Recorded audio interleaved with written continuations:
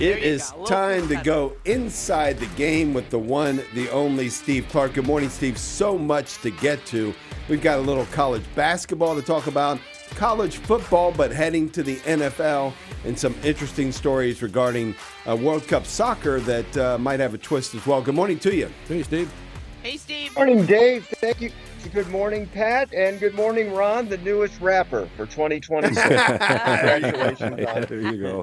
on that. Yeah, over the weekend, Michigan basketball, we still have a week to go in the regular season, but Michigan basketball clinching a Big Ten championship outright on their own, having to win it at number 10 Illinois on Friday night.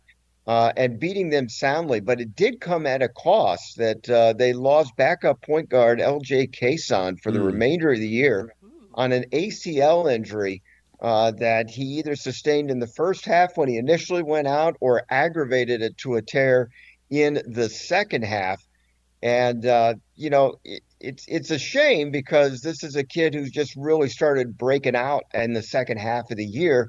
He averages 8.5 points per game as the backup point guard for Elliot Cadeau, but was starting to emerge as a legitimate scoring threat as he was averaging. He had scored in double-digit figures 5 times in 8 games in February. Now, what this does is, besides personally, it just stinks. But what is going to go on now with the Michigan basketball team is that they look like a complete team until now. When you lose your backup point guard, it affects what goes all around you. Michigan certainly has a lot of proven depth behind them, but when you lose your backup point guard, that's a missing ingredient. Yeah, that's a missing ingredient going forward. And Steve, when people hear backup, you think about that in football, you think about that even in baseball. That doesn't mean what it means in basketball, right? I mean, the rotation is just different in basketball. Well, what it can happen, Dave, is that you can have a point guard who can play to his fullest and not worry about having to be on the bench with foul trouble or anything like that when you've got a legitimate backup point guard that can do many of the same things, at least buy you some time.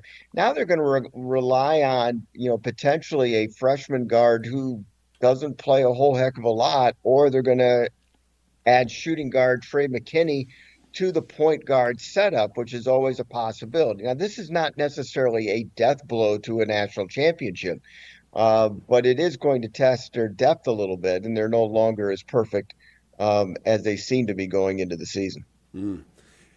Big stuff happening in college football. We're getting ready for NFL draft. Combine, that's not concubines. People think about that when you talk about from a religious perspective, Old Testament. Oh, my God. So tell us about combines. Explain what that is and how some of those college football players are doing.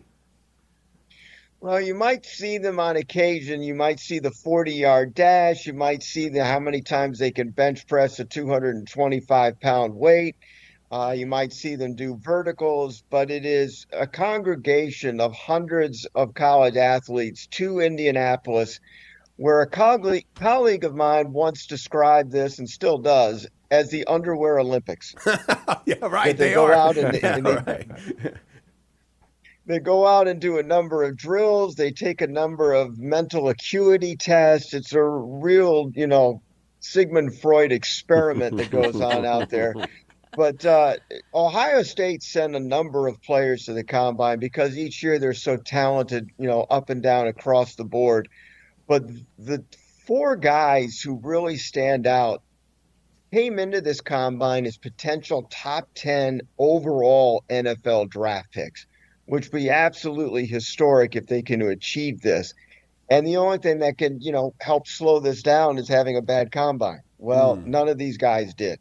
Linebacker Sonny Styles, he tied for the fastest 40-yard dash in his position group at linebacker at 4.46. He was best among the broad jump. He's solidifying his pick as a top 10 guy. Arvell Reese matched Styles with his 40 time. His elite testing, he's looking like right now, and it's subject to change, could be the number 2 overall pick in this NFL draft behind Fernando Mendoza, the quarterback of the Indiana Hoosiers.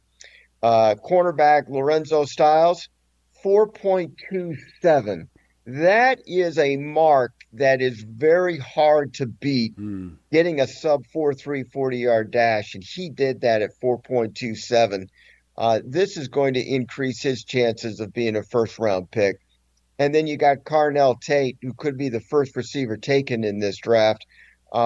He clocked in a little bit slower than expected, but he has been timed and clocked at faster times.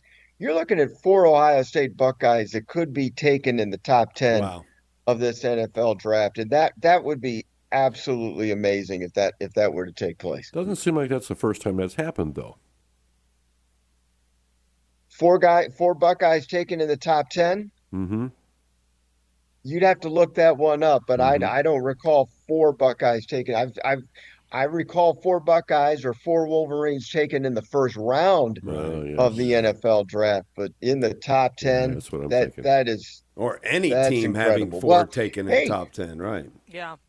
Ron the rapper looked this up while we finish the rest of this interview, and then if he can answer it in the form of a rhyme, then I think he should get bonus points. There you I go. think For so. tomorrow. Maybe look. Ron will be the overall winner. I will look. It will cook. There you go. We've got World Cup soccer coming up, Steve, and obviously some interesting questions coming up regarding Iran, given what's going on on the world stage right now. Well, first of all, I mean, you have to ask, will Iran participate? Yeah. B, should people even care? Iran can play soccer or, football, as they like to call it. They would have to play 3 games on American soil. One of them was already controversial to begin with because they were scheduled to play in Seattle on Gay Pride Night, which wasn't sitting very well with the Iranian people. So you have that, and now there is the potential that if the USA and Iran finishes second in their respective pools, they would play one another in Dallas. Wow. So, I mean, this is just breaking in over the weekend. Obviously, a lot of the news coverage, sports coverage is going to be talking about is this a war? How long it will last? What are the impacts that are going on that? But if you're a fan of World Cup soccer, there's a lot of things up in the air about participation, where and who right now. Yeah. And it's just, I mean, you hear so much about, the people of Iran are, want a different leadership, so would the team, I don't even know how the team would react, right? If that's true, I don't know, so that's a tough thing. I think the team is really wondering whether they're even participating at all, which really affects training mentally and physically. We'll just have to wait and see, but all of this is very new and there's a lot of questions to be asked. Boy, no kidding.